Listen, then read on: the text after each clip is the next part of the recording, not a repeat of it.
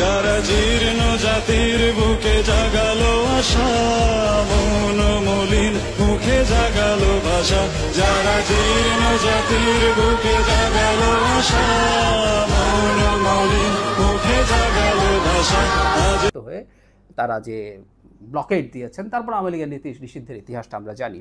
তো এই যে এখন জনাব হামিদ ফিরে আসলেন, তার মানে ওনার পালিয়ে যাওয়ার আসলে প্ল্যান ছিল না, এটা এখন খুবই স্পষ্ট। এবং সরকারের দিক থেকেও কোনো না কোনো যোগাযোগে তাকে এটা জানানো হয়েছে যে তিনি হয়রানির শিকার হচ্ছেন না, সাবেক প্রেসিডেন্ট। এবং আওয়ামী লীগের যে লেভেলের ক্রিমিনালরা আছে সেই র্যাঙ্কিংয়ে জনাব হামিদের ক্রাইম খানিকটা কমও হতে পারে, আমি নিশ্চিত নই। সাবেক রাষ্ট্রপতি আব্দুল হামিদ পালিয়ে গিয়েছিল বলে এমন ধারণা ছিল, কিন্তু যদিও তিনি ডক্টর ইউনূসের অনুমতি নিয়ে গিয়েছেন বলে তারপর সেটা জানতে পেরেছি। অবশ্যই তিনি চিকিৎসা নিয়েছেন, চিকিৎসা নিয়ে দেশে ফিরেছেন, কিন্তু তাকে গ্রেফতার করা হয়নি। কেন গ্রেফতার করা হয়নি এই বিষয় নিয়ে স্বরাষ্ট্র মন্ত্রণালয় কথা বলেছেন। পাশাপাশি তাকে এত হত্যা মামলা থাকার পরও তাকে গ্রেফতার না করে কিভাবে সসম্মানে বাড়িতে দিয়ে আসা হলো, নাকি ভারতে বা বিভিন্ন জায়গায় তাকে নতুন কোনো সবক দিয়ে আওয়ামী লীগ বাংলাদেশে পাঠিয়েছে, এই বিষয়ে বিশ্লেষণ করব। এর আগে তার দেশে ফেরা নিয়ে কয়েকটি আলোচনা শুনবো, সেখান থেকে বোঝার চেষ্টা করব তাকে গ্রেফতার না করে কেন সসম্মানে বাসায় পাঠিয়ে দেওয়া হলো। সাবেক রাষ্ট্রপতি জনাব হামিদ দেশে ফিরেছেন, তার দেশের বাইরে যাওয়া নিয়ে রীতিমতো তুলকালাম ঘটে গেছে এবং আওয়ামী লীগের নিষিদ্ধ করার মতো পরিস্থিতি ট্রিগার করেছিল সেটাকে। তিনি ফিরে আসলেন, প্রোটোকল ছাড়া ফিরে আসলেন। প্রোটোকলের প্রশ্ন এই জন্য আসছে, আমরা হয়তো অনেকে জানি বাংলাদেশে যে কোনো সাবেক রাষ্ট্রপতি তার মৃত্যুর দিন পর্যন্ত তিনি একজন মন্ত্রীর মতো প্রোটোকল পান, সুযোগ সুবিধা পান। সো সেটা ছাড়াই তিনি ফিরে এসছেন এবং তিনি ফিরে আসার পর অনেক রকম আলোচনা শুরু হয়েছে। কেউ কেউ বলছেন তাকে গ্রেফতার করা হচ্ছে না কেন, কারণ তিনি একটা খুনের মামলার আসামি। আওয়ামী লীগের লোকজন সমানে খুনের মামলায় তাদেরকে অ্যাকিউজ করা হয়েছে। এটা একটা ফাজলামো হচ্ছে, বহুদিন থেকে বলছি। কিন্তু তাকে গ্রেফতার না করার একটা কারণ আছে, আমরা অনেকে হয়তো জানি না। সেটা হলো মামলা থাকলেই গ্রেফতার করা যাবে বা গ্রেফতার করতে হবে, এই জায়গা থেকে সরকার তার অবস্থান পরিবর্তন করেছেন। অনেকেই খুনের মামলা দিয়ে দেয়, সরকার বলছে তারা দেন না, জনগণ দেয়, তাই তাদের নিতে হয়। এটাও ঠিক কথা না, মামলা চাইলেই নিতে হবে তা না। যাই হোক, পরবর্তীতে ড্যামেজ কন্ট্রোলের জন্য সরকার যে সিদ্ধান্ত নিয়েছে সেটা হচ্ছে প্রাথমিক তদন্তে কারো যুক্ততা পাওয়া গেলে তারপর গ্রেফতার করা ছিল। তার মানে মামলা হলেই গ্রেফতার করে ফেলার যে টেন্ডেন্সি, সেটা থেকে সরে আসতে সরকারি ইনস্ট্রাকশন আছে। সুতরাং জনাব হামিদকে গ্রেফতার না করার মধ্যে কোনো আইনগত ব্যত্যয় অন্তত এই মুহূর্তে হচ্ছে না, আমরা এটা বলতে পারি। কিন্তু এই প্রশ্ন আবারও আসবে, জনাব হামিদকে আমরা নানান অপরাধে অ্যাকিউজ করতে পারি। আওয়ামী লীগের সাথে থাকা লোক, আওয়ামী লীগের প্রেসিডেন্ট ছিল, তিনি সাধু সন্ন্যাসী মানুষ, আমরা এটা কোনোভাবেই মনে করি না, একেবারেই মনে করি না। সো ওই সময়ের সাথে যুক্ত করে তার নানান দুর্নীতি, অনিয়ম, অনেক কিছুই পাওয়া সম্ভব বলে আমরা বিশ্বাস করি। সো সেগুলো নিয়ে তদন্ত হওয়া দরকার। কিন্তু এটাও সত্য, শুনেছি, অনেকেই জানেন এটা, যে তিনি ভীষণ অসুস্থ, তার লাইফ এক্সপেক্টেন্সি আর খুব বেশি না, সম্ভবত তিনি সে কারণে চিকিৎসার জন্য গিয়েছিলেন। কিন্তু সবাই যেটা ভাবছিল যে তিনি গিয়ে পালিয়ে গেলেন, আমারও তাই মনে হয়েছিল, উনি পালিয়ে গেছেন, উনি আর ফিরবেন না। এবং তখন সেটা নিয়ে তীব্র শোরগোল শুরু হয়, কারণ সরকারের দিক থেকে কেউ কেউ বলার চেষ্টা করছেন এটা তারা জানতেন না। মানে এটাই খুবই সারপ্রাইজিং। ইভেন স্বরাষ্ট্রমন্ত্রী বলেছেন কারা এর সাথে জড়িত তিনি জানেন না, তিনি তাদেরকে ধরবেন, ধরে শাস্তি দিতে না পারলে তিনি পদত্যাগ করবেন। তিনি যাওয়ার পর একটা তদন্ত কমিটি তৈরি হয়েছিল। আমরা অন্তত এখন এই জিনিসটা জানতে চাইতে পারি যে এই তদন্ত কমিটি, উপদেষ্টাদেরকে নিয়ে 3 জন, আমি ভুল না করে থাকলে, তারা কি তদন্ত করে বের করেছেন, কি পেয়েছেন, কেন হয়েছে এটা। কারণ জনাব হামিদের মতো একজন মানুষ এয়ারপোর্টে গিয়ে সব ক্লিয়ারেন্স শেষ করে দেশের বাইরে যেতে পারেন, এটা কোনোভাবেই ওই লেভেলে যারা কাজ করেন তাদেরকে দিয়ে সম্ভব না। যদিও ওই যেটা হয় সব সময়ের মতো, কিছু বলির পাঁঠা খোঁজা হয়, বলির পাঁঠা খোঁজা হয়েছে, কিছু একেবারে প্রান্তিক পর্যায়ে কাজ করা বা মাঝারি পর্যায়ে কাজ করা অফিসারের বিরুদ্ধে ব্যবস্থা নেওয়া হয়েছে, কর্মচারীর বিরুদ্ধে ব্যবস্থা নেওয়া হয়েছে। কিন্তু এটা সরকারের খুবই উঁচু পর্যায়ের কোথাও না কোথাও থেকে এই গ্রিন সিগন্যাল তো এসেছিল বটেই। আমার ব্যক্তিগত বিবেচনায় ইভেন এটা ডক্টর ইউনূস লেভেল ছাড়া এন্ডোর্সড হওয়ার কোনো কারণ নাই। কিন্তু উনি গেলেন এবং এখন পর্যন্ত আমরা কোনো কিছু জানি না। আমরা ধারণা করি যে এটা আমরা জানতেও পারবো না, কারণ সরকার এটার সাথে জড়িত ছিল, এটা ভাবার যথেষ্ট কারণ আছে। এবং একটা নতুন কনস্পিরেসি থিওরি যে কেউ এখন দিতে পারেন যে তার এটা কি সরকার পরিকল্পিত করে বা সরকারের একটা অংশ পরিকল্পিত নাটক তৈরি করেছিল আওয়ামী লীগকে নিষিদ্ধ করার জন্য। প্রশ্নটা এই জন্য আসছে, সরকার অন্তত প্রধান উপদেষ্টাকে আমরা বারবার দেখেছি তিনি আওয়ামী লীগ নিষিদ্ধ করবেন না এই ধরনের আলাপ করছেন, এবং বিশেষ করে বহির্বিশ্বের একটা চাপও ছিল আওয়ামী লীগ নিষিদ্ধ করার বিরুদ্ধে। এমনকি জাতিসংঘ যে রিপোর্টে তারা শেখ হাসিনা এবং আওয়ামী লীগকে ধসিয়ে দিয়েছে মানবাধিকার হাই কমিশনের, সেখানেও তারা আওয়ামী লীগকে নিষিদ্ধ করার বিরুদ্ধে অবস্থান নিয়েছিল। কিন্তু জনাব হামিদ চলে যাওয়ার পর হঠাৎ করে তীব্র অসন্তোষ দেশে শুরু হয়, এবং মানে ব্যাপারটা খুবই অদ্ভুত একটা কারণ হলো জনাব হামিদ যদি দেশ ছেড়ে চলে যেতে পারেন, এটা এই সরকারের ব্যর্থতা, ডক্টর ইউনূস সরকারের ব্যর্থতা। যাবতীয় ক্ষোভ রোষ ইউনূস সরকারের উপরে যাওয়ার কথা ছিল, কিন্তু না, গেল আওয়ামী লীগের উপরে। তার পরবর্তীতে জনাব হাসনাত আবদুল্লাহ যা যা করেছেন, তার সাথে জামায়াতে ইসলামী এবং অন্যান্য অনেক ইসলামিস্ট গ্রুপ এবং রাজনৈতিক দল যুক্ত হয়ে তারা যে ব্লকেট দিয়েছেন, তারপর আওয়ামী লীগের নীতি নিষিদ্ধের ইতিহাসটা আমরা জানি।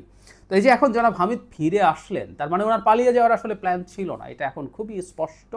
এবং সরকারের দিক থেকেও কোনো না কোনো যোগাযোগে তাকে এটা জানানো হয়েছে যে তিনি হয়রানির শিকার হচ্ছেন না, সাবেক প্রেসিডেন্ট। এবং আওয়ামী লীগের যে লেভেলের ক্রিমিনালরা আছে সেই র্যাঙ্কিংয়ে জনাব হামিদের ক্রাইম খানিকটা কমও হতে পারে, আমি নিশ্চিত নই, তারপর আমি ধারণা থেকে বলছি যে পারসেপশন অ্যাটলিস্ট আসতে দিল। তো তাহলে তিনি যে গেলেন, এই যাওয়াটা, এইভাবে যাওয়াটা প্রিপ্ল্যান্ড কি? এটা কি একটা পাতানো খেলা যে এই কাজটা কেউ করতে দিলেন এবং এটার জের ধরে সারা দেশে একটা তীব্র অসন্তোষ আবার মাথা চাড়া দিবে, তাকে কাজে লাগিয়ে এই পরবর্তীতে যারা হাসনাত, পরে এনসিপি যাওয়া, পরে ইনফর্মালি জামাত যাওয়া, তারপর অন্যরা যাওয়া, যমুনায় যাওয়া, সেখান থেকে শাহবাগ আসা, এসে আওয়ামী লীগকে নিষিদ্ধ করা। আওয়ামী লীগ নিষিদ্ধ করার নিয়ে সমস্যা নেই, আওয়ামী লীগের প্রতি আমার কোনো প্রীতি নেই। আমাকে যারা দীর্ঘদিন থেকে দেখেন জানেন, তারা খুব ভালো মতোই বোঝেন এটা। আমি জাস্ট একটা অ্যানালিসিস আপনাদের সামনে আনার চেষ্টা করছি। এবং আমি আগে জানিয়েছি আওয়ামী লীগ নিষিদ্ধ করাটা এনসিপি এবং জামায়াতের স্বার্থে জরুরি ছিল। এনসিপির প্রকাশ্যে বললেও জামায়াত বেশ সুবিধাবাদিতা দেখিয়েছে এখানে, সে প্রকাশ্যে বলেনি, বরং প্রকাশ্যে আওয়ামী লীগকে মাফ টাফ করে দিতে পারে, আওয়ামী লীগকে ফ্যাসিস্ট বললে খারাপ লাগে বলে বলছিলেন জামায়াতের আমির। কিন্তু এখানে তারা আবার খুবই গুরুত্বপূর্ণ নেতারা গেছেন, শিবির গেছে, তাদের জন্য লাভ হচ্ছে এটা। ইভেন সেই প্রেক্ষাপটেই বলেছে তারা জাতীয় পার্টিরও নিষিদ্ধতা চাইছেন, সম্ভবত এটার জন্য তারা একটা পরিস্থিতি তৈরি করবেন। কারণ এ দুটো দল যদি নির্বাচনের মাঠে না থাকে, তখন জামায়াত এবং এনসিপি খুবই গুরুত্বপূর্ণ ফ্যাক্টর হয়ে দাঁড়ায় ভোটের রাজনীতিতে। না, তারা যদি নির্বাচন বয়কট করার মতো কথা বলেন, সেটা যদি করেন, তাহলে বিএনপি নির্বাচনে গেলে আসলে সেই নির্বাচনটার গ্রহণযোগ্যতা নিয়ে প্রশ্ন উঠতে পারে। সুতরাং তাদের হাতে একটা বিরাট বার্গেনিং পাওয়ার এসে হাজির হয়েছে আওয়ামী লীগ না থাকার কারণে। অথচ ডক্টর ইউনূস বলেছিলেন নিষিদ্ধ করবেন না, এবং আওয়ামী লীগ নির্বাচনে অংশগ্রহণ করবে কিনা এটা তাদের সিদ্ধান্ত, তিনি সেভাবেই জানিয়েছিলেন। সুতরাং এই আওয়ামী লীগ নিষিদ্ধ করা কারো কারো অঙ্কে জরুরি ছিল। সে কারণেই জনাব হামিদের এই বিদেশ যাওয়াটা। রাষ্ট্রপতি ছিলেন তো সেই আব্দুল হামিদ, তিনি থাইল্যান্ডের রাজধানী ব্যাংককের যে বিমানবন্দর, সেই বিমানবন্দরের একটা বিমানে চড়েছেন এবং বাংলাদেশ সময় রাত্র 1:30টার দিকে তিনি ঢাকায় অবস্থিত শাহজালাল আন্তর্জাতিক বিমানবন্দরে অবতরণ করবেন এবং সঙ্গে তার সন্তান এবং তার শ্যালক রয়েছেন। এবং আপনারা আরও জানেন যে রাষ্ট্রপতি আব্দুল হামিদ তিনি নিয়মিত ধূমপান করতেন এবং এর ফলে তিনি আসলে ফুসফুসের ক্যান্সার আক্রান্ত হয়েছেন। এবং আমরা এও জানলাম যে ডাক্তার তার জবাব দিয়ে দিয়েছেন। এখন এই মুহূর্তে তার চিকিৎসার আসলে তেমন কোনো উপকার হবে না মনে করেই তাকে আসলে দেশে ফেরত পাঠানো হচ্ছে। এবং যদিও এগুলো বলা উচিত না, হয়াত মত আল্লাহর হাতে, কিন্তু অনেকেই ধারণা করছেন যে তার অন্তিম সময় সমাগত। আমরা অবশ্যই একজন মুসলমান হিসাবে আরেকজন মুসলমান আব্দুল হামিদ সাহেবের দ্রুত আরোগ্য কামনা করি, আল্লাহ পাক তাকে সুস্থ করে দিন।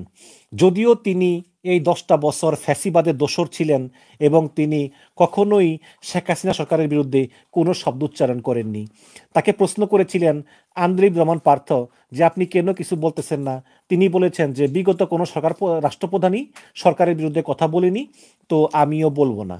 তো এখন আপনারা জানেন যে এই রাষ্ট্রপতি আব্দুল হামিদ তিনি প্রায় কিছুদিন আগে বলতে আপনার গত 8ই মে মানে মে মাসের 8 তারিখে তিনি গোপনে তিনি বিমানবন্দরে গিয়ে দেশ ত্যাগ করেন এবং সেই সময় গোপনে বিমানবন্দরে দেশ ত্যাগ করার পর তখন সরকারের বিরুদ্ধে তুমুল সমালোচনা শুরু হয় এবং কে তাকে গোপনে দেশ ছেড়ে যেতে দিলেন তা নিয়ে হয় তীব্র বাকবিতণ্ডা এবং এর ফলে ইমিগ্রেশন ডিপার্টমেন্টের কয়েকজন লোককে সরকার চাকরিচ্যুত করে। কিন্তু আমরা গোপন খবর নিয়ে জেনেছি যে সরকারের সর্বোচ্চ পর্যায় থেকে নির্দেশনা ছিল তাকে দেশ ত্যাগ করতে দেওয়ার, কারণ সরকারের কাছে বাংলাদেশের ডাক্তারদের কিছু রিপোর্ট দেওয়া হয়েছিল যে আব্দুল হামিদ গুরুতর অসুখে আক্রান্ত এবং তার ওজন অনেক কমে গিয়েছে এবং তিনি তার লুঙ্গিটা পর্যন্ত ঠিকমতো পড়তে পারতেছেন না, তিনি কাউকে চিনতেও পারতেছেন না। এমত অবস্থায় তাকে বিদেশে যেতে দেওয়া হোক। তখন সরকারকে আসলে দুর্বল সরকার বলি এই কারণে যে সরকার কিন্তু তাকে দেশ ছেড়ে চলে যেতে দিয়েছে, কিন্তু যখন জনগণ সমালোচনা শুরু করলো যে আব্দুল হামিদ বিদেশে গেল কেন, তখন কিন্তু সরকার আবার অস্বীকার করলো যে না, আমরা কিছু জানি না। তখন সরকার সব দোষ চাপালো ওই ইমিগ্রেশন ডিপার্টমেন্টের উপরে। তখন সরকার অস্বীকার করলো এবং তারপরেই তো শুরু হলো আন্দোলন যে আওয়ামী লীগকে নিষিদ্ধ করা হোক। তারপরেই যমুনার সামনে বিক্ষোভ প্রদর্শন করলো অনেকে এবং সেই সঙ্গে সবাই বিক্ষোভ প্রদর্শন করার পরে প্রধান উপদেষ্টা ডক্টর মোহাম্মদ ইউনূস তার উপদেষ্টা পরিষদ নিয়ে একটা মিটিং করে আওয়ামী লীগের কার্যক্রম নিষিদ্ধ ঘোষণা করলেন। তো এই আওয়ামী লীগের যে নিষিদ্ধ ঘোষণা কার্যক্রম, এটা কিন্তু শুরু হয়েছিল ওই আব্দুল হামিদের বিদেশ যাওয়ার মাঝে দিয়ে। তিনি সেই 8ই মে বুধবার দিবাগত রাত 3টা 5 মিনিটে থাই এয়ারওয়েজের একটি ফ্লাইটে তিনি চলে গিয়েছেন থাইল্যান্ডের রাজধানী ব্যাংকক। আব্দুল হামিদ বিমানবন্দরে যান রাত্র 11টার দিকে এবং প্রয়োজনীয় আনুষ্ঠানিকতা সেরে তিনি বিমানে চড়ে বসেন এবং দেশ ছাড়তে তাকে কিন্তু বাধা দেওয়া হয়নি। এবং জুলাই অভ্যুত্থানে অনেক মামলা হয়েছে এই আওয়ামী লীগের বিরুদ্ধে। সেখানে কিশোরগঞ্জে একটা মামলা হয়েছে, সে মামলায় শেখ হাসিনার সঙ্গে কিন্তু এই আব্দুল হামিদকেও আসামি করা হয়। তো ইমিগ্রেশন কর্তৃপক্ষ তখন বলেছিলেন যে যেহেতু আব্দুল হামিদের দেশ থেকে কোনো নিষেধাজ্ঞা নাই, এর জন্য তাকে চিকিৎসার জন্য যেতে দেওয়া হয়েছে। সঙ্গে তার ছেলে এবং শ্যালক ছিলেন। এখন এই আসার সময়ও কিন্তু সঙ্গে তার শ্যালক এবং তার ছেলে রয়েছেন। এবং আপনারা জানেন যে তিনি ডেপুটি স্পিকার প্রায় 15-20 বছর ধরে তিনি ডেপুটি স্পিকার ছিলেন, পরে রাষ্ট্রপতি হন এবং 2018 সালে 7 ফেব্রুয়ারি দ্বিতীয় মেয়াদে দায়িত্ব গ্রহণ করেন এবং সর্বশেষ 2023 সালের 24 এপ্রিল তিনি বর্তমান রাষ্ট্রপতি শাহাবুদ্দিন চুপ্পুর শপথ নেওয়ার পর থেকে আব্দুল হামিদ বঙ্গভবন ছেড়ে নিকুঞ্জের বাসায় আসেন। এবং এটাও ধারণা করা হয় যে ডিবি হারুন এই আব্দুল হামিদের কাছ থেকেই প্রশ্রয় পেয়ে স্বৈরাচারী হয়ে ওঠেন। এখন প্রশ্ন হচ্ছে যে আব্দুল হামিদ এখন কিন্তু বিমানে আছেন এবং তার শারীরিক অবস্থা খুবই খারাপ। তিনি ফুসফুসে ক্যান্সার আক্রান্ত এবং এটা এখন 4th স্টেজে আছে, মানে শেষ পর্যায়ে আছে। তো এই সময়ে, জীবনের এই শেষ সময়ে আব্দুল হামিদ যদি বিমানবন্দরে নামেন, তাহলে কি তাকে কিশোরগঞ্জের সেই হত্যা মামলা, যেই মামলায় শেখ হাসিনার সঙ্গে আব্দুল হামিদও আসামি, তাহলে কি গ্রেপ্তার করা হবে? আমি আমার সোর্স নিয়ে যতটুকু জানতে পারলাম যে এখনো মানে কোনো তথ্য আমি পেলাম না। সবসময় যে আমরা তথ্য পাই তাও না, চেষ্টা করি, অনেক সময় তথ্য পাই না। তবে আমি ব্যক্তিগতভাবে মনে করি যে আব্দুল হামিদকে গ্রেপ্তার করা হবে না। যদিও সরকারের সর্বোচ্চ পর্যায়ে স্বরাষ্ট্র মন্ত্রণালয় থেকে প্রধান উপদেষ্টা সহ বিভিন্ন মন্ত্রণালয়ে খোঁজখবর নেওয়া হচ্ছে যে আব্দুল হামিদের ব্যাপারে আমাদের আসলে অবস্থা কি হবে। এবং তিনি যখন রাত্র 1টা 20 মিনিটে থাই এয়ারওয়েজের সেই বিমানে তিনি ঢাকায় ল্যান্ড করবেন, তখন তাকে বাসায় যেতে দেওয়া হবে নাকি বাসায় যেতে দেওয়া হবে না, এগুলো নিয়ে আসলে পরবর্তী যাতে কেউ কাউকে দোষ দিতে না পারে, এজন্য স্বরাষ্ট্র মন্ত্রণালয় এবং বিমানবন্দরের পক্ষ থেকে, যেহেতু একটা বিমানে করে কোন কোন যাত্রী নামবে সেই যাত্রীদের লিস্ট কিন্তু বিমানবন্দর কর্তৃপক্ষ আগেই পেয়ে যায় এবং সেই লিস্ট অনুযায়ী আব্দুল হামিদ যদি নামেন তাতে কি করতে হবে, এগুলো নিয়েও স্বরাষ্ট্র মন্ত্রণালয়, আইন মন্ত্রণালয়, বিভিন্ন মন্ত্রণালয়ের সঙ্গে কথা চালাচালি হচ্ছে। তবে আমি মনে করি, এটা আমার ব্যক্তিগত মতামত, যে আব্দুল হামিদকে কোনো মতেই গ্রেপ্তার করা উচিত না। কারণ একটা লোক জীবনের শেষ পর্যায়ে আছে, অনেক বয়স হয়ে গিয়েছে এবং যত যাই হোক আমাদের কিন্তু মানবিকতা আছে, মানবিকতা কিন্তু এখনো মরে যায়নি। সুতরাং আব্দুল হামিদকে সসম্মানে তার বাড়িতে চলে যেতে দেওয়া হোক এবং সরকার এটা করবে বলে আমি মনে করি। এখন এই সরকারের সমস্যা কি, মানে কিংকর্তব্য বিমূঢ়। আপনারা দেখেন না, ওই যে মেঘনা আলমকে গ্রেপ্তার করলো সৌদি রাষ্ট্রদূতের অভিযোগের ভিত্তিতে, তারপরে আবার সাইরাও দিল, আবার আইনমন্ত্রী আসিফ নজরুল সমালোচনা করলো যে কেন গ্রেপ্তার করলো মেঘনা আলমকে। নুসরাত ফারিয়াকে গ্রেপ্তার করা হলো, সেই নুসরাত ফারিয়াকেও ছেড়ে দেওয়া হলো। যখন ফেসবুকে কঠিন সমালোচনা হলো তখন ছেড়ে দেওয়া হলো। তাহলে আপনি গ্রেপ্তার করার আগে আপনি বোঝেন নাই যে সমালোচনা হবে ফেসবুকে, তখন আপনি ছেড়ে দিলেন। এখন সরকার হচ্ছে কি দুর্বল সরকার। এখন সরকার যখনই খবর পেয়েছে যে আব্দুল হামিদ আসতেছে বাংলাদেশে, এখন তাকে গ্রেপ্তার করবে কি করবে না, এখন পর্যন্ত একটা দ্বিধাদ্বন্দ্বের ভিতরে আছে। কিন্তু আমি মনে করি শেষ পর্যন্ত সরকার আব্দুল হামিদকে গ্রেপ্তার করবে না, সরকার তাকে সসম্মানে বাসায় চলে যেতে দিবে। কারণ এই সরকারই কিন্তু আব্দুল হামিদকে বিদেশ যেতে দিয়েছিল। যদিও তার পরবর্তীতে একটা গন্ডগোল হয়, সরকার তার দায় অস্বীকার করে এবং একটা আন্দোলনের ফলে আওয়ামী লীগ কার্যক্রম নিষিদ্ধ হয়। তো সে আব্দুল হামিদ আবার দেশে আসতেছে, চিকিৎসকরা তাদের জবাব দিয়ে দিয়েছেন।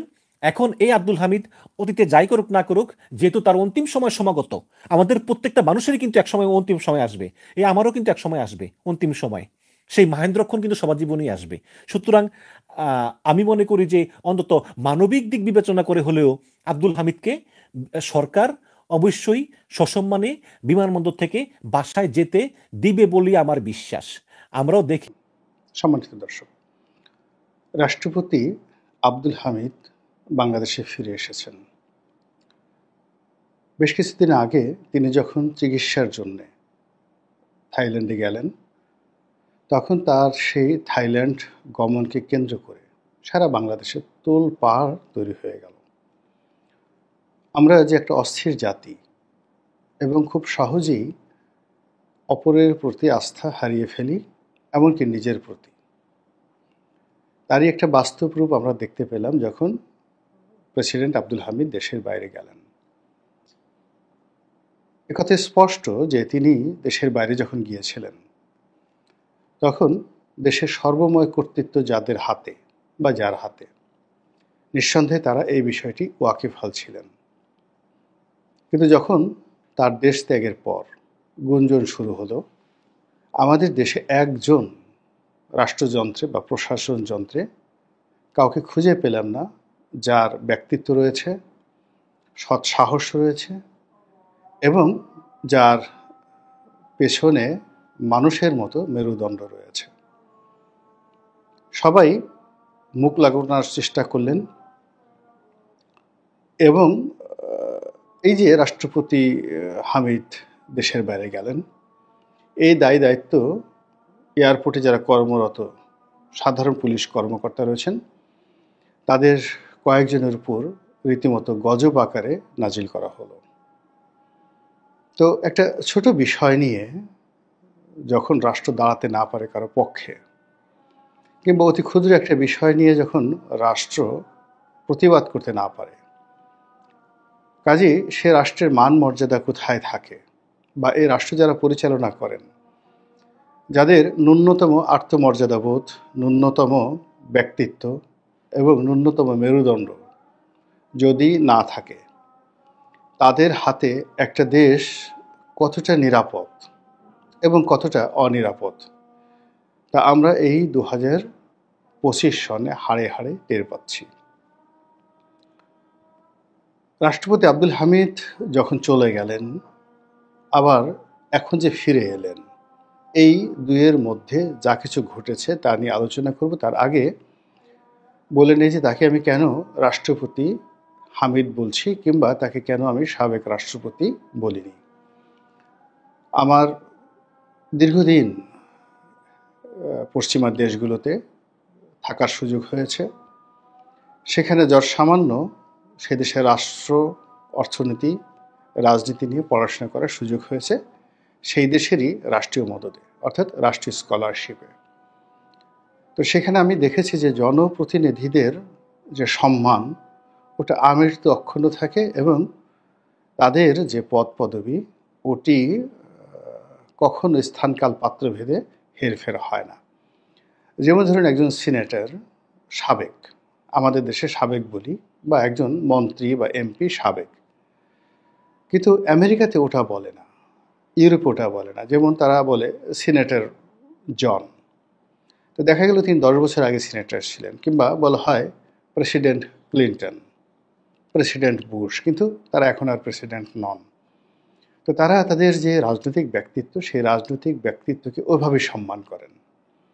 কিন্তু আমরা তৃতীয় বিশ্বের যেমন মানসিকতা, আমরা হলো যে যখন আমরা চেয়ারে থাকি, ক্ষমতায় থাকি, তখন আমাদের পায়ের কাছে সবাই লুটোপুটি খায়, আর যেই মুহূর্তে আমরা ক্ষমতা হারাই রাজনীতিবিদরা, অমনি তার যে একটা স্বাভাবিক অবস্থান আছে, তিনি যে একটা মানুষ বা তার একটা সামাজিক রাজনৈতিক পরিচয় আছে, সব ভুলে গিয়ে তাকে আমরা যতটা অপদস্থ করা দরকার ঠিক ততটাই অপদস্থ আমরা করে ফেলি।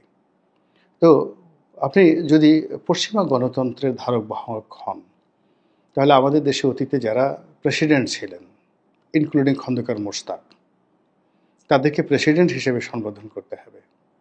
প্রেসিডেন্ট জিয়া, প্রেসিডেন্ট শেখ মুজিবুর রহমান, এভাবে বলতে হবে।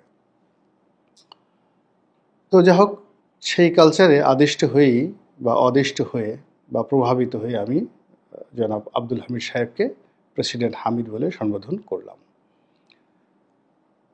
দ্বিতীয়ত, তিনি যখন গেলেন, তিনি আমাদের এই জাতির জন্য যে সেবা করেছেন, বৃহত্তর ময়মনসিংহ, কিশোরগঞ্জ এবং কিশোরগঞ্জ ময়মনসিংহের সাথে সংশ্লিষ্ট আরও কিছু ভাটি অঞ্চল, বিশেষ করে সুনামগঞ্জ, এই অঞ্চলে 1969 থেকে আজ অবধি জনাব আব্দুল হামিদ একটি ব্র্যান্ড নেম। ওনার মতো সুনাম, সুখ্যাতি, জনপ্রিয়তা এই বৃহত্তর অঞ্চলে দ্বিতীয় কোনো ব্যক্তি জীবিত নেই। ওনার আগে যদি কেউ থেকে থাকেন, যেমন সুরঞ্জিত সেনগুপ্ত ছিলেন, আব্দুস সামাদ আজাদ সাহেব ছিলেন, জাতি শ্রদ্ধাভরে তাদেরকে স্মরণ করে। আওয়ামী লীগ নেতা আব্দুল মান্নান সাহেব ছিলেন, অত্যন্ত টাঙ্গাইলের মান্নান সাহেব, খুবই সম্মানিত ব্যক্তি ওই বেল্টের। কিন্তু জীবিত ব্যক্তির মধ্যে জনাব আব্দুল হামিদ সবচেয়ে জনপ্রিয়, সবচেয়ে গ্রহণযোগ্য এবং একটা জীবন্ত ইতিহাস, জীবন্ত কিংবদন্তি। তো এই মানুষটি 7 বার 8 বার জনগণের ভোটে নির্বাচিত হয়েছেন। আপনারা যারা রাজনীতি করেন, চোখে পানি এসে যায়। একবার এমপি হওয়ার জন্য মানুষ জীবন যৌবন শেষ করে দেয় এবং তার সব কিছু সে বিসর্জন দিয়ে হলে সংসদ সদস্য হতে চায়। আর একবার সংসদ সদস্য হওয়ার পর দ্বিতীয়বার সংসদ সদস্য হওয়া, তৃতীয়বার হওয়া, এটা রীতিমতো ভাগ্যের ব্যাপার। এবং এটা যে কত বড় যোগ্যতা যে একজন মানুষ তার নির্বাচনী এলাকাতে 5 বার 6 বার 7 বার 8 বার সংসদ সদস্য নির্বাচিত হচ্ছেন। ওই মানুষটি ওই নির্বাচনী এলাকার অন্ততপক্ষে 10 লাখ লোকের চোখের মণি, মাথার মুকুট এবং তাদের দোয়া এবং ভালোবাসার উপলক্ষ। কাজেই ওই ধরনের মানুষকে যখন কেউ অপমান করে, 10 লক্ষ মানুষের অনুভূতিকে অপমান করা হয়। তো কাজেই তিনি তার জীবনের প্রায় 60 বছর, 60 ইয়ার্স তিনি রাজনীতির পিছনে ব্যয় করেছেন এবং সফলতম। তৃণমূল থেকে একেবারে তার জীবন শুরু হয়েছে সংসদ সদস্য দিয়ে। তিনি কখনো মেম্বার চেয়ারম্যান দিয়ে রাজনীতি শুরু করেননি। সেখান থেকে ডেপুটি স্পিকার ছিলেন এবং 2 বার রাষ্ট্রপতি। তার কর্মকাল, তার ব্যক্তিগত জীবন, তার ব্যবহার কোনো কিছু নিয়ে রাজনীতির যারা স্টেক হোল্ডার কেউ কখনো অভিযোগ করেননি। তিনি যখন স্পিকার ছিলেন, আওয়ামী লীগের লোকের চাইতে বিএনপির লোকজন তাকে ভালোবাসতেন। তিনি যখন রাষ্ট্রপতি ছিলেন, তখন তার যে রাষ্ট্রপতির সহজ সরল জীবন, সহজ সরল কথাবার্তা, তার যে সহজ সরল উক্তি, এটি আবহমান বাংলার যে একজন রাষ্ট্রপতি, মোটে মজুর কুলি, তাদের রাষ্ট্রপতি, এই যে অভিদা গণমানুষের যে রাষ্ট্রপতি, সুদীর্ঘ 60 বছরের শ্রম মেধা, আমরা এতটা অকৃতজ্ঞ, এতটা অভদ্র, এতটা বাজে স্বভাবের যে এই বিষয়গুলো আমরা একবারও স্মরণ করলাম না যে এই বয়োবৃদ্ধ মানুষটি, 78 বছর বয়স্ক মানুষটি, তার শারীরিক জটিলতা রয়েছে এবং সেই শারীরিক জটিলতার জন্য তার চিকিৎসা প্রয়োজন, তিনি অসুস্থ। আমরা তাকে দ্বিধার্সে গালিয়ে দিলাম এবং তিনি দেশ থেকে পালিয়ে গেছেন অনেকটা বনহুর, দস্যু বনহুরের মতো, অনেকটা সেই গডফাদার, ম্যারিও পুজোর গডফাদারের মতো তিনি সবার চোখে ধুলো দিয়ে তিনি সেখান থেকে পালিয়ে গেছেন। কিন্তু একজন রাষ্ট্রপতি, আমাদেরই রাষ্ট্রপতি, আমাদের এই মহান সংসদের স্পিকার, আমাদের দেশের 10 লক্ষ মানুষ যাকে 7 বার নির্বাচিত করেছেন, সে মানুষটি জীবন সানিয়ে সে এতটা অসুস্থ যে তিনি লুঙ্গি পরে হুইল চেয়ারে করে প্লেনে যেতে বাধ্য হয়েছেন এবং একইভাবে তিনি বিদেশ থেকে ফিরে এসেছেন। আমরা একটি বারের জন্য আমরা আমাদের মানবতাকে জাগ্রত করিনি, মনের দুয়ারকে উন্মুক্ত করে তাকে দেখার চেষ্টা করিনি। এই গেল এক। এই অপরাধের কারণে কিন্তু আমরা দিনের পর দিন, বছরের পর বছর আমরা খারাপ শাসক দ্বারা শাসিত হয়েছি। আমরা সবসময় বলি অমুকে ফেরাউন, অমুকে সুদখোর, অমুক, কিন্তু এগুলো কেন হচ্ছে? মূল কারণ হলো আমরা সত্য কথাটি সঠিক সময় বলতে পারছি না, সত্যর পক্ষে দাঁড়াতে পারছি না। আমরা সবসময় হলো বাতাস যেই দিকে সেই দিকে আমরা পাল তুলে নৌকা চালিয়ে দিচ্ছি। রাষ্ট্রপতি হামিদের ক্ষেত্রে আমরা যে অন্যায় করেছি, জুলুম করেছি, অবিচার করেছি, তিনি তার সেই অসুস্থ শরীর নিয়ে আবার বাংলাদেশে এসে তিনি আমাদেরকে শিক্ষা দিলেন, সব মানুষ পালায় না, সব মানুষের জন্য পালানো শোভা পায় না। দ্বিতীয়ত, তিনি কে? তিনি সেই ডক্টর মোহাম্মদ ইউনূসের মতো কোনো পিএইচডি ডিগ্রি হোল্ডার নন। তিনি দেশ বিদেশ থেকে কোনো ডিগ্রি প্রাপ্ত অতি পণ্ডিত ব্যক্তি নন। তিনি আমাদেরই রাষ্ট্রপতি, আমাদেরই হামিদ ভাই। তিনি আলু ভর্তা দিয়ে ভাত খান, মাছের ঝোল দিয়ে, গুঁড়ো মাছের ঝোল দিয়ে ভাত খান এবং ভাটি অঞ্চলের কথায় কথা বলেন, কিশোরগঞ্জের ভাটি অঞ্চলের ভাষায় কথা বলেন। তিনি সেই ব্যক্তি, জীবনের শুরু থেকে সেই পর্যন্ত একটা আদর্শ তিনি ধারণ করে রেখেছেন। লোভ এসেছে, লালসা এসেছে, কামনা এসেছে, বাসনা এসেছে, যেগুলো ব্যক্তিগত এবং গোপনীয়, সেটা তার একান্ত ব্যক্তিগত বিষয়। কিন্তু জাতির কাছে তিনি কখনো বেঈমান, তিনি কখনো মুনাফেক, তিনি কখনো মীর জাফর এই অবস্থায় তিনি নিজেকে তুলে ধরেননি। প্রেসিডেন্ট জিয়া তাকে এমপি বানানোর জন্য, মন্ত্রী বানানোর জন্য বহুবার তাকে অফার দিয়েছেন, কিন্তু বঙ্গবন্ধু লাশের উপরে, বঙ্গবন্ধু রক্তের সঙ্গে বেঈমানি করে বঙ্গবন্ধু লাশের উপর দাঁড়িয়ে তিনি সেই মন্ত্রী পরিষদে যোগদান করতে যাননি। খন্দকার মুশতাক তাকে প্রস্তাব দিয়েছিলেন মন্ত্রী হওয়ার জন্য, তিনি যাননি। এরশাদ সাহেব রীতিমতো তার উপর জুলুম করেছেন তাকে নেওয়ার জন্য, কিন্তু অন্য সব আওয়ামী লীগ নেতা বা বিএনপির নেতার মতো তিনি ক্ষমতার পিছনে ছুটেননি। তিনি তার নীতি নিয়ে, তিনি তার আদর্শ নিয়ে একটা জায়গাতে আছেন।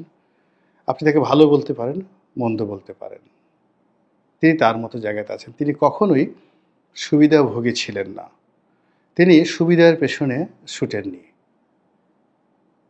দল যখন ক্ষমতায় এসেছে, দল থেকে পুরস্কৃত করেছে, সেটা আলাদা বিষয়, কিন্তু তিনি কোনো অবস্থাতেই কারো দুধের মাছি হওয়ার জন্য তিনি ছুটোছুটি করেননি।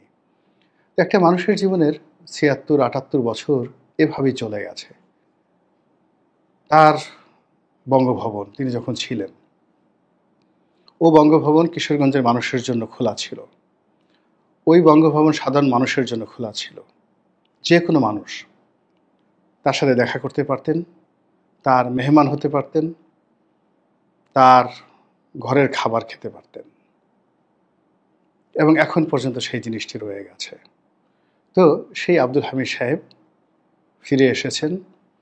আমি তার দীর্ঘায়ু কামনা করি, তার সফলতা কামনা করি, এবং মনে করি যে তার মতো মানুষ এই বাংলায় আরও বেশি বেশি জন্ম নিক, স্রোতের প্রতিকূলে দাঁড়িয়ে থাকুক, ফাঁসির মঞ্চে গিয়ে সত্য বলুক, এবং সমস্ত লোভ লালসাকে পায়ে মারিয়ে সত্য এবং ন্যায়ের পক্ষে অবিচল থাকা যে মানুষগুলো, তারা জনাব আব্দুল হামিদ, আমাদের মহামান্য রাষ্ট্রপতি আব্দুল হামিদ, তার জীবন থেকে এবং জীবনের আদর্শ থেকে শিক্ষা গ্রহণ করুক, এই হোক আমাদের ব্রত। আসসালামু আলাইকুম রহমতুল্লাহ। হামিদ থাইল্যান্ডে চিকিৎসা শেষে তিনি দেশে ফিরে এসেছেন। বিস্ময়কর কেন বলছি, নিশ্চয়ই এর কারণ আছে, এবং তারই ফিরে আসার মধ্য দিয়ে অনেক ধরনের প্রশ্ন, সরকারের নানান ধরনের নাটকীয়তা আমাদের সামনে যেমন স্পষ্ট হবে, অনেক প্রশ্ন উত্তরও হয়তো আমরা খুব শীঘ্রই পেতে পারি। সে বিষয়ে অবশ্যই কথা বলবো। তার আগে আপনাদের একটু তার ফিরে আসা সম্পর্কে জানিয়ে রাখি, অনেকেই হয়তো এর মধ্যে জেনেছেন। তারপরেও বলি, তিনি রোববার দিবাগত গভীর রাতে বাংলাদেশে এসে পৌঁছান একটি ফ্লাইটে, এবং রাত ৩টার সময় সব ধরনের ফর্মালিটিস মেনটেন করে তিনি বিমানবন্দর এলাকা থেকে বেরিয়ে আসেন। তিনি কোনো ধরনের প্রোটোকল চাননি। একজন সাবেক রাষ্ট্রপতি হিসেবে একজন সাধারণ যাত্রী বেশে যা যা করা দরকার তিনি তার সবকিছুই কমপ্লিট করেছেন। বিমানবন্দরের নির্বাহী পরিচালক গ্রুপ ক্যাপ্টেন আব্দুল সামাদ, রাগিব সামাদ, তিনি গণমাধ্যমকে এই বিষয়গুলো নিশ্চিত করেছেন। এবং তিনি যখন দেশে ফিরে আসেন, তার পরনে যে লুঙ্গি ছিল, পাঞ্জাবি ছিল, মাস্ক ছিল, যেভাবে ঠিক গিয়েছিলেন সেভাবেই ফিরে এসেছেন অনেকটা।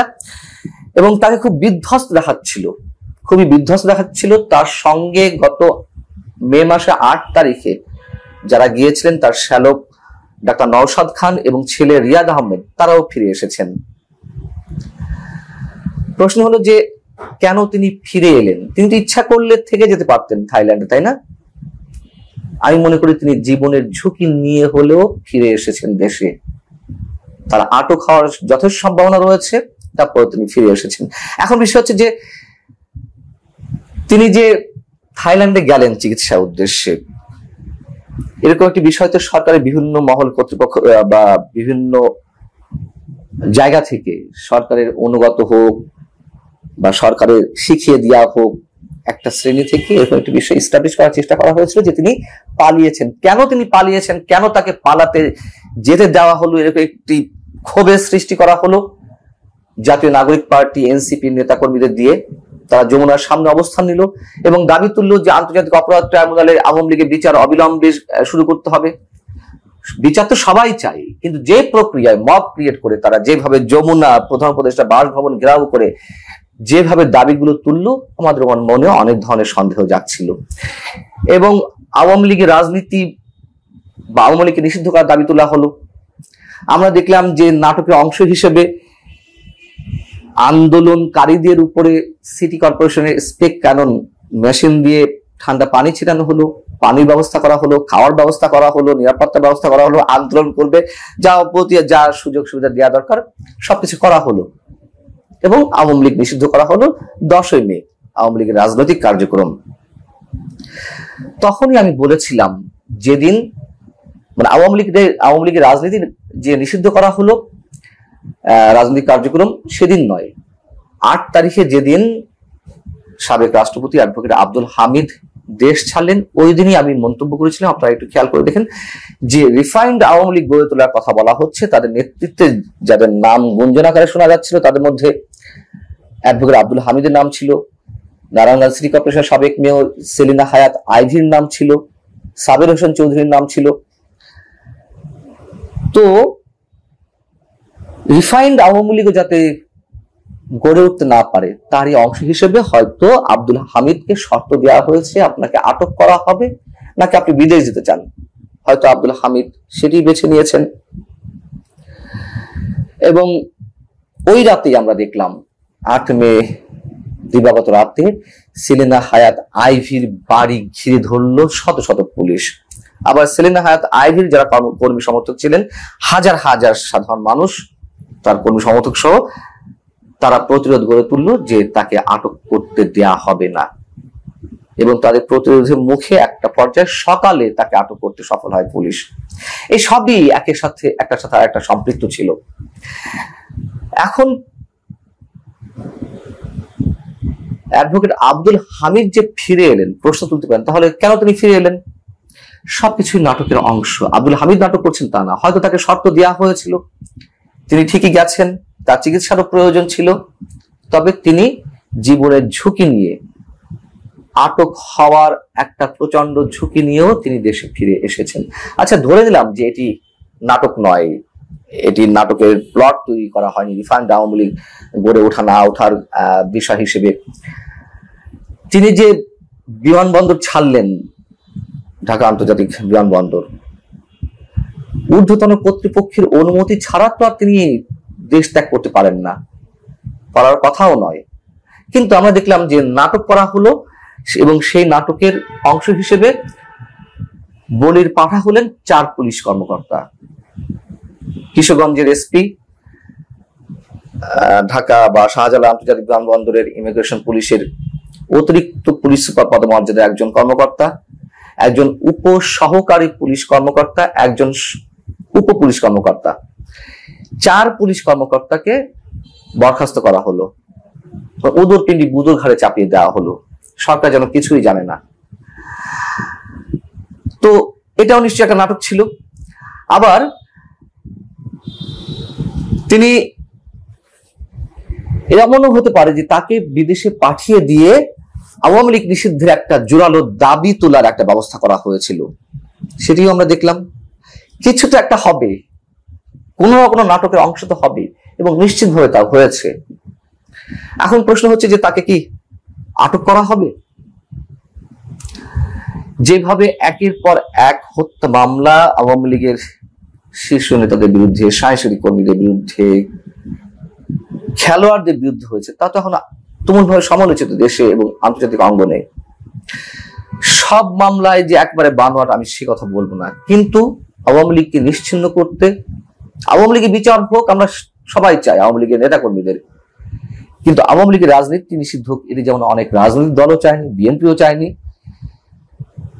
সবগুলো তো হচ্ছে মানুষের চাওয়ার বাইরে। এবং আব্দুল হামিদকে আটক করা হতেও পারে, এই সরকার তো কোনো কিছু পরোয়া করছে না, যা ইচ্ছে যেমন ইচ্ছে তা করে যাচ্ছে। আব্দুল হামিদ, আমি আগেই মন্তব্য করেছি, অন্তত আওয়ামী লীগের যে কয়েকজন সিনিয়র নেতা আছেন তাদের মধ্যে অনেক কম বিতর্কিত, এবং তিনি হত্যার জন্য নির্দেশ দিবেন এমনটা মনে করার কোনো কারণ নেই। সবচেয়ে বড় কথা, 5 আগস্ট আওয়ামী সরকারের পতনের পর থেকে তিনি এলাকাতে অবস্থান করছিলেন, সেলিনা হায়াৎ আইভু অবস্থান করছিলেন, সাবেক পরিকল্পনা মন্ত্রী আব্দুল মান্নান তিনি অবস্থান করছিলেন। কেন করছিলেন? তারা তো ইচ্ছা করলে পালাতে পারতেন, পালাননি তো। আমরা দেখেছি যে আব্দুল মান্নানকে আটক করা হয়েছিল, এলাকায় যার এত জনপ্রিয়তা, এবং তিনি একসময় আমরা থাকলেও পরবর্তীতে রাজনীতিতে আসেন, মন্ত্রী হয়ে ওঠার পরেও তার বিরুদ্ধে কোনো ধরনের দুর্নীতি অভিযোগ আসেনি, ক্ষমতা অপব্যবহার করতে আমরা দেখিনি, তারপরেও তাকে আটক করা হয়েছিল। সরকারের যে একের পর এক নাটক, এগুলো মানুষের সামনে খোলাসা হচ্ছে, নানান ধরনের প্রশ্নের উত্তরও মিলছে। আব্দুল হামিদকে কেন বাইরে পাঠানো হয়েছিল, অথবা তিনি গিয়ে বা কেন জীবনের ঝুঁকি নিয়ে ফিরে আসলেন, এগুলো কোনো স্বাভাবিক হিসেব নয়। ভিতরে অনেক কিছু ঘটছে এবং অনেক কিছু আলোচনা শুনেছেন, আমি আলোচনা মন্তব্য করবো, আপনার আলোচনা মন্তব্য করবেন। আমার ব্যক্তিগত মতামত হচ্ছে, এই কয়েকদিন তিনি চিকিৎসা নিয়েছেন, পাশাপাশি আওয়ামী লীগকে সামনে নেতৃত্ব দেওয়ার জন্য, আওয়ামী লীগকে সামনে রিফাইন্ড আওয়ামী লীগ যেটা বলা হয়েছিল সেটাকে নেতৃত্ব দিতেই হয়তো বা এই হামিদ সাহেব বিদেশ থেকে আওয়ামী লীগ নেতাদের সাথে, গোয়েন্দাদের সাথে কথা বলে নতুন কিছু নিয়ে এসেছেন, যেগুলো হয়তো আমরা জানতে পারবো, আমার ধারণা। কারণ এই যে তার ফিরে আসাটা, এটা আমার কাছে একটা অস্বাভাবিক ঘটনা মনে হচ্ছে, এটা কখনো স্বাভাবিক কোনো ঘটনা না। যেহেতু তারা ফিরে আসছে, এই আব্দুল হামিদ, আমার মনে হচ্ছে আওয়ামী লীগ বড় ধরনের কোনো পরিকল্পনা, আওয়ামী লীগ বড় ধরনের কোনো, আমি বলবো যে অরাজকতার জন্য তারা মানে সুযোগ খুঁজছে, এবং তারা হয়তো বা সুযোগ পেলে এটা করে ফেলবে। এটা আমাদের অবশ্যই বুঝতে হবে এবং সজাগ থাকতে হবে যে এই কাজগুলো যেন তারা করতে না পারে।